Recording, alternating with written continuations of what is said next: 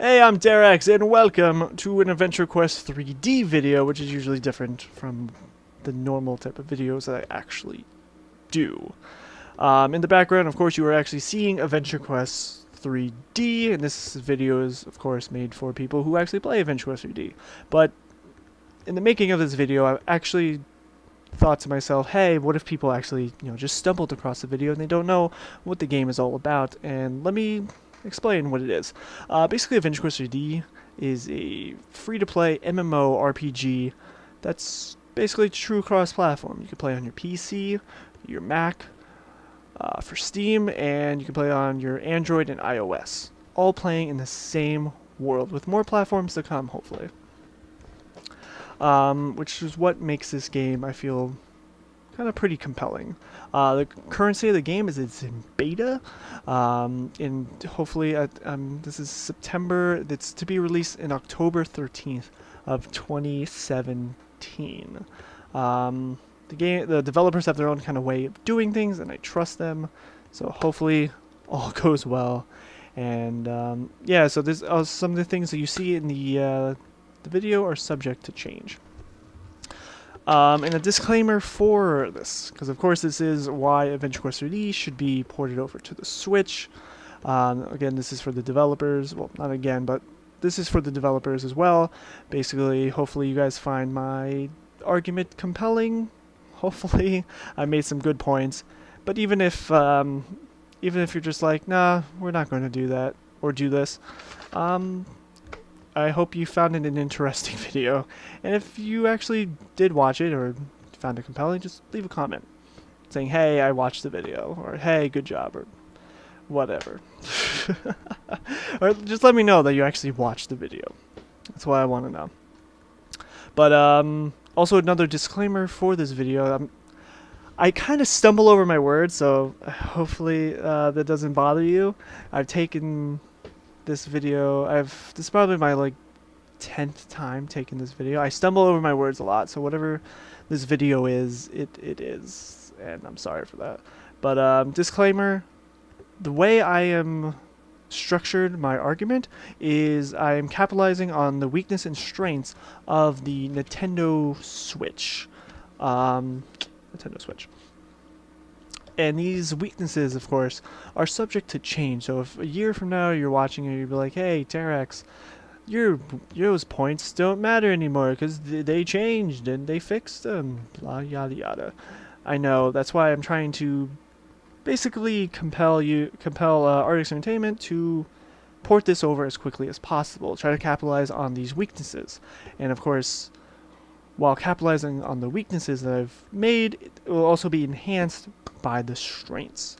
So let's get right into the video. The first point that I actually made was lack of games / indie games, and let me explain that. Lack of games. Right now the Nintendo Switch doesn't have that many games, and most of them are indie games, so it would be very easy to find the game on the Nintendo Switch's eShop. And of course, with the lack of games, it's, there's a lot of firsts to this game. This would be the first, I think, MMO and first true not true cross-platform, but true free-to-play game, minus all the microtransactions in the game. And indie games basically excel on this thing. It's very easy to make indie games for the Nintendo Switch, I hear, because of the chip that's in here. And of course, Nintendo they love indie games. They even have a thing called Nindies. There we go. I almost said indies, which doesn't make any sense. Nindies, which is basically them showcasing a bunch of the indie games that they actually publish and are going to be coming out for Nintendo Switch. I was going to make another point. What was it? Oh yeah, because there's a lot of indie games on the Nintendo Switch, this game would feel well at home, having a great story and great characters, and basically has a unique style, or at least I think it has a unique style. And with Nintendo actually making these videos and advertising their Nindies, it's free publicity for the game. So this game is just basically you're getting free publicity from Nintendo themselves. The next point that I made is the lack of space. It's basically the Nintendo Switch comes with a 32 gigabyte of storage, which isn't that much, especially with a lot of the games that are coming out that require an SD card microchip, or an SD card, to say. And with that, with 32 gigabytes, you are going to, especially if you're a Switch owner, you're going to want to be, how do I say this, counting how many games you're actually getting on the Switch and how much storage is actually on it at a given time. So you might be not compelled to get a certain game because, hey, it doesn't have that much storage.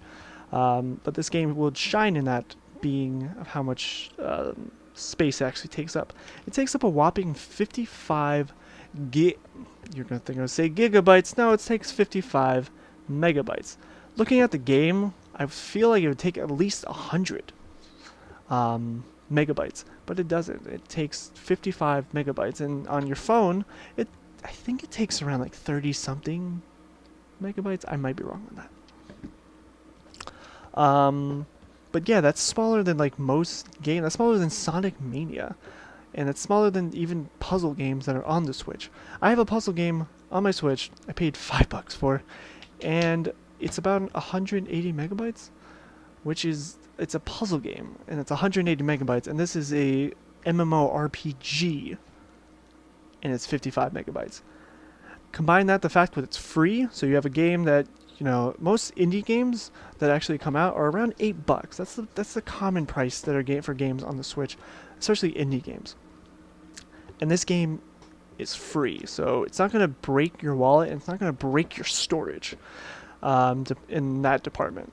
So I feel like combining with that, it'd be a great addition to the game at the moment. I mean, to the console at the moment. And I feel like people would literally buy it, or at least download it. You can't really buy it because it's free to play. Don't you just love not cutting things out? So that kind of wraps up the weaknesses. It's not that, like, not big weaknesses. It was just a couple of weaknesses that I thought Adventure Quest 3D could capitalize on. So let's go on to the strengths, and the one strength is basically what it's advertised as, and this strength, it does well, and that's basically portability. It's portable, and it's a home console, which would be Artix Entertainment's first, and would be Adventure Quest 3D's first. So I noticed a lot of firsts that have come from Artix Entertainment, basically would be from Adventure Quest 3D. It's its first. So if they actually were to port it over, it'd be their first home console, first game to be released on a home console, first game that's 3D, first game on Steam, and Mac, and first MMO that is on Android and iOS, first true cross-platform, whatever. The list goes on and on and on.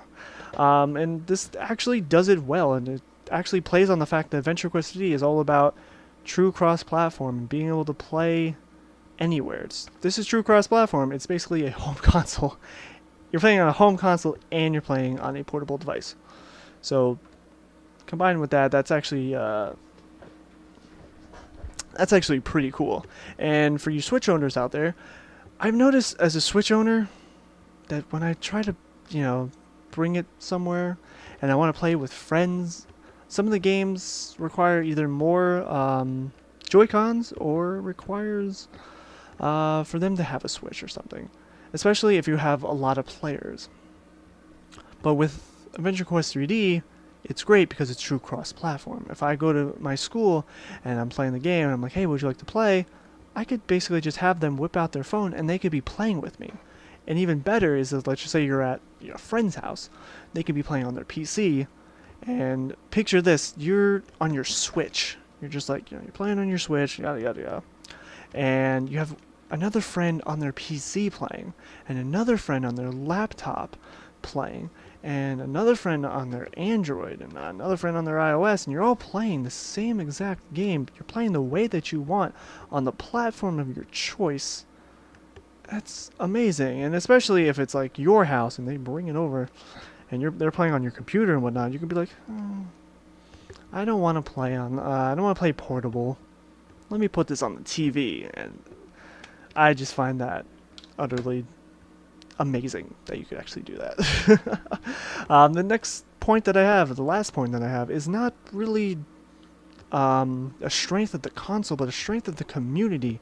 And I'm going to be talking about Nintendo, like YouTubers and Nintendo Twitch broadcasters, and how a lot of these people are passionate about Nintendo and they're passionate about the Switch, and they want the console to succeed. And examples of those would be Switch Force, Arlo, C&D, beat 'em ups. If I missed a few, leave them in the comments below, because I'm really looking forward to finding new Nintendo Switch channels. That's one of the things I'm always finding new ones, but I'm always like, it'd be better if they were like kind of recommended to me. But these, and this even ties into the last point, one of the first points I made, which is lack of games. With lack of games, and you have people who are really passionate about the console, they want it to succeed. They're always, when a new game comes out, they're always on that game, reviewing the game, saying, here's the top 5 games that are coming out for the Nintendo Switch. Or, hey, here's a game that looks interesting, and I want to talk about it. And these videos usually get like roughly around 10 to 100,000 views. And that would be a lot of publicity for Adventure Quest 3D. And combine that with the fact that Nintendo even gives kind of like almost free publicity for the games that they actually make. So you have either they find it through Nintendo Switch YouTubers, or they find it through Nintendo themselves, or they just find it easily on the Switch's eShop, because there's not that many games at the moment to choose from. And once again, always, new games are always welcome to the Nintendo Switch, or to any new console. But anyway, yeah, that's basically all my points that I really wanted to make. If you made it this far into the video, thank you so much for watching. As I said, hopefully you found my points compelling, and I could actually see if this was ported over to Nintendo Switch. Even if it wasn't that much, I could see it getting at least maybe 2,000 to 3,000 extra people on the game, which is awesome, because it'd be filling up a lot of the servers for the game. Because once again, it's true cross-platform, so right now a couple hundred people are usually playing the game at a given time, both on PC and iOS. So usually it's like 1,000 people maybe playing at a time. Now we could maybe have 4,000 people, or 5,000, or 10,000. And of course, with Nintendo Switch, this could, make way for other consoles like the PlayStation 4 or the Xbox One. So a lot of possibilities for this game. And once again, guys, this isn't a video on why Adventure Quest 3D is the most amazing game ever and why you should play it. It's mostly just, hey, I'm a guy who likes a game and I want it on a console that I like. It's basically kind of like that. It's entertainment for you guys, and hopefully maybe you guys find the video interesting and maybe you agree with it and you're like, hey, yeah, I want it for the Nintendo Switch. That's actually a thing that I wanted, and he made some good points about it, hopefully. But there's also for the devs, a video for the devs saying, hey, here are my points why I think you guys should work on Nintendo Switch. And if you guys are like, oh, well, we don't want to stray away from what we're doing and put some unneeded work towards something, you guys started with virtual reality for the game already. So come on, no excuses.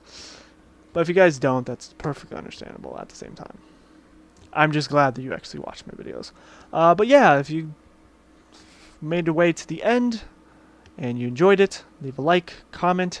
Maybe comment why you found this video compelling, why you didn't find it compelling. Maybe comment on why what other games you would like ported to other consoles. I'm up for a conversation. But yeah, and I would say subscribe, but don't see myself posting to this channel that very often. I would like to, but I don't want to get your hopes up. So I'll leave a link in the description. I almost said comments. A link in the description to my Twitch channel, which I will be live streaming a lot. And hopefully maybe I'll be live streaming this game. And maybe one day you'll watch this video, go onto my Twitch channel, and I'll be live streaming this game from my Nintendo Switch. A man can dream, now can he? But thank you guys so much for watching, and hope you guys have a great day. And I'll see you guys in the next video or live stream. Peace.